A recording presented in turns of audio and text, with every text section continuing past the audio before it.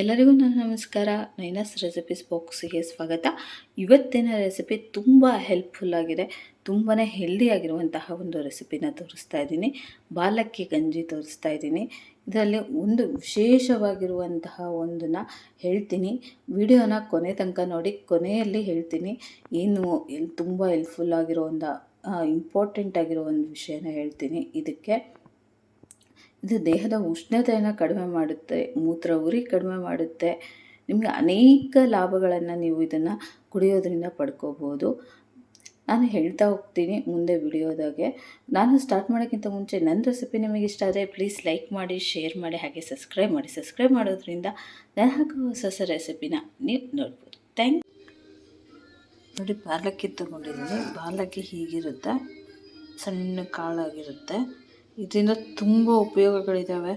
ಇದನ್ನು ಕುಡಿಯೋದ್ರಿಂದ ಬಾಲಕ್ಕಿ ಗಂಜಿನ ಇದನ್ನು ನಾನಿವಾಗ ಮುಂದೆ ಹೇಳ್ತಾ ಹೋಗ್ತೀನಿ ಏನೇನು ಉಪಯೋಗಗಳಿದ್ದಾವೆ ಅಂದ್ಬಿಟ್ಟು. ಒಂದು ಪಾತ್ರೆ ತೊಗೊಂಡಿದ್ದೀನಿ. ಒಂದು ಪಾತ್ರೆಗೆ ಒಂದು 4 ಸ್ಪೂನಷ್ಟು ಬಾಲಕ್ಕಿ ಹಾಕಿ ಇದನ್ನು ನೀಟಾಗಿ ತೊಳಿಬೇಕು.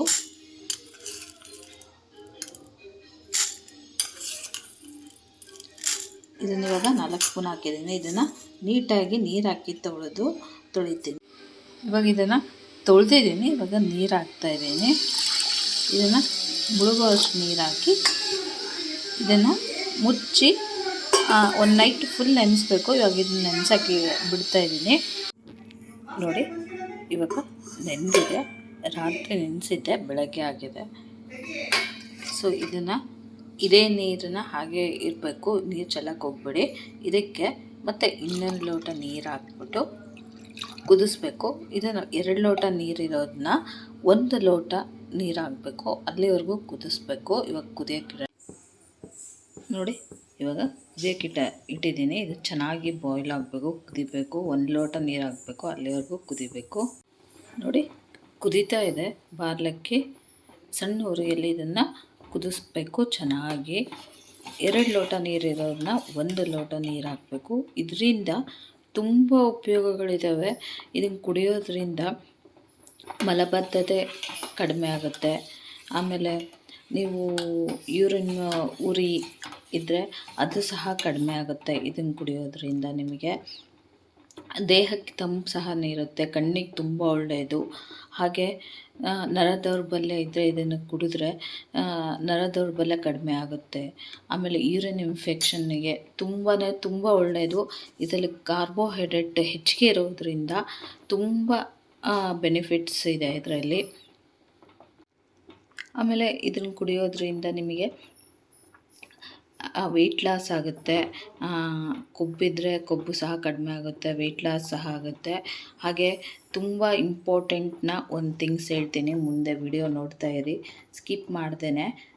ಮುಂದೆ ಲಾಸ್ಟಿಗೆ ಕೊನೆಯದಾಗಿ ಹೇಳ್ತೀನಿ. ಇವಾಗ ಇದು ಆಗಿರೋದನ್ನ ಸೋಸ್ಕೊಳ್ಳೋಣ ಚೆನ್ನಾಗಿ. ಇದನ್ನು ನೀವು 2 ಸಲ ಉಪಯೋಗಿಸ್ಕೋಬೋದು. ಇದೇ ಅಕ್ಕಿನ ನೀವು ಒಂದು ಸಲ ಬಾಯ್ಲ್ ಮಾಡಾದಮೇಲೆ ನೀವು ಮತ್ತೆ ಇದನ್ನು ನೀರು ಹಾಕಿ ಇಡಬೇಕು. ನೀರು ಹಾಕಿಟ್ರೆ ಮತ್ತೆ ಬೆಳಗ್ಗೆ ಸಹ ನೀವು ಇದನ್ನು ಇವಾಗ ಇದಕ್ಕೆ ಉಪ್ಪು, ನಿಮ್ಮ ರುಚಿಗೆ ತಕ್ಕಷ್ಟು. ನಿಮಗೆ ಉಪ್ಪು ಬೇಡ ಅಂತಂದರೆ ಹನಿ ಅಥವಾ ಲೆಮನ್ ಜ್ಯೂಸ್ ಸಹ ಹಾಕ್ಕೊಂಡು ಕುಡಿಬೋದು. ನಾನಿಲ್ಲಿ ಉಪ್ಪು ಹಾಕ್ತಾಯಿದ್ದೀನಿ. ಉಪ್ಪು ಹಾಕಿ ಒಂದ್ಸಲ ನೀಟಾಗಿ ಮಿಕ್ಸ್ ಮಾಡಿಕೊಂಡು ನೀವು ಬೆಳಗ್ಗೆ ಖಾಲಿ ಹೊಟ್ಟೆಗೆ ಎದ್ದ ತಕ್ಷಣ, ಮುಖ ತೊಳೆದ ತಕ್ಷಣ ಇದನ್ನು ಕುದಿಸ್ಕೊಂಡು ಕುಡೀರಿ. ರಾತ್ರಿ ಮತ್ತು ಊಟ ಆದಮೇಲೆ ಇದನ್ನು ಕುಡೀರಿ. ಕುಡಿದ್ಮೇಲೆ ನೀವೇನು ತಿನ್ನೋಕ್ಕೆ ಹೋಗಬೇಡಿ. 1 ಅವರು ಹಾಗೆ ಬಿಡಿ. ಆವಾಗ ನಿಮಗೆ ಇದರಿಂದ ಅನೇಕ ಲಾಭಗಳನ್ನು ಪಡ್ಕೋಬೋದು. ಇದನ್ನು ಕುಡಿಯೋದ್ರಿಂದ ನಿಮಗೆ ಜೀರ್ಣಾಂಗ ವ್ಯವಸ್ಥೆ ತುಂಬ ಚೆನ್ನಾಗಾಗುತ್ತೆ. ಗ್ಯಾಸ್ಟ್ರಿಕ್ಕು ಸಹ ಕಡಿಮೆ ಆಗುತ್ತೆ ನಿಮಗೆ.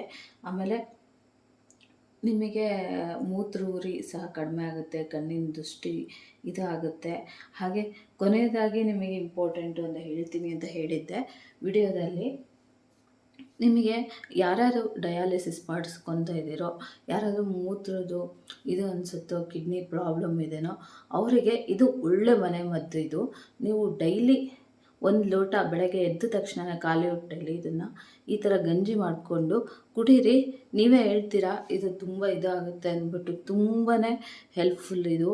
ದೇಹದ ಉಷ್ಣತೆ ಕಡಿಮೆ ಮಾಡುತ್ತೆ, ಯೂರಿನ್ ಇನ್ಫೆಕ್ಷನ್ ಕಡಿಮೆ ಮಾಡುತ್ತೆ, ಕಾಲುರಿ ಸಹ ಕಡಿಮೆ ಮಾಡುತ್ತೆ ಇದನ್ನು ಕುಡಿಯೋದ್ರಿಂದ. ನೋಡಿ ರೆಡಿಯಾಗಿದೆ. ನಾನು ಡೈಲಿ ಬೆಳಗ್ಗೆ ಇದನ್ನು ತಪ್ಪದೆ ಕುಡಿತೀನಿ, ಬೆಳಗ್ಗೆ ಮತ್ತು ರಾತ್ರಿ. ತುಂಬ ಹೆಲ್ಪ್ಫುಲ್ ಆಗಿದೆ. ನೀವು ಮನೆಯಲ್ಲಿ ಒಂದು ಸಲ ಕುಡಿದು ನೋಡಿ, ಖಂಡಿತ ಹೇಳ್ತೀರಾ ಹೌದು ರೀ ಚೆನ್ನಾಗಿದೆ ಅಂದ್ಬಿಟ್ಟು. ನೋಡಿ ಬಾರ್ಲಕ್ಕಿ ಗಂಜಿ ರೆಡಿಯಾಗಿದೆ. ತುಂಬ ಒಳ್ಳೆಯದು ಈ ಬಾರ್ಲಕ್ಕಿ ಗಂಜಿ. ಡೈಲಿ ಒಂದು ಲೋಟ ಬೆಳಗ್ಗೆ ಕುಡಿದು ನೋಡಿ, ತುಂಬ ಹೆಲ್ಪ್ಫುಲ್ ಆಗುತ್ತೆ, ತುಂಬ ರುಚಿಯಾಗಿ ಸಹ ಇರುತ್ತೆ. ಸ್ವಲ್ಪ ಬೆಚ್ಚಗಿರೋ ಹಾಗೆ ಕುಡೀರಿ, ತುಂಬ ಹೆಲ್ಪ್ಫುಲ್ ಆಗುತ್ತೆ ಬೆಳಗ್ಗೆ ಮತ್ತು ರಾತ್ರಿ. ನಾನು ಸಹ ಇದನ್ನು ಡೈಲಿ ಕುಡಿತಾ ಇದ್ದೀನಿ, ತುಂಬ ಉಪಯೋಗ ಆಗುತ್ತೆ. ತುಂಬಾ ಈ ಬೇಸಿಗೆ ಕಾಲಕ್ಕೆ ತಂಪು ಸಹ ಕೊಡುತ್ತೆ ನಿಮಗೆ.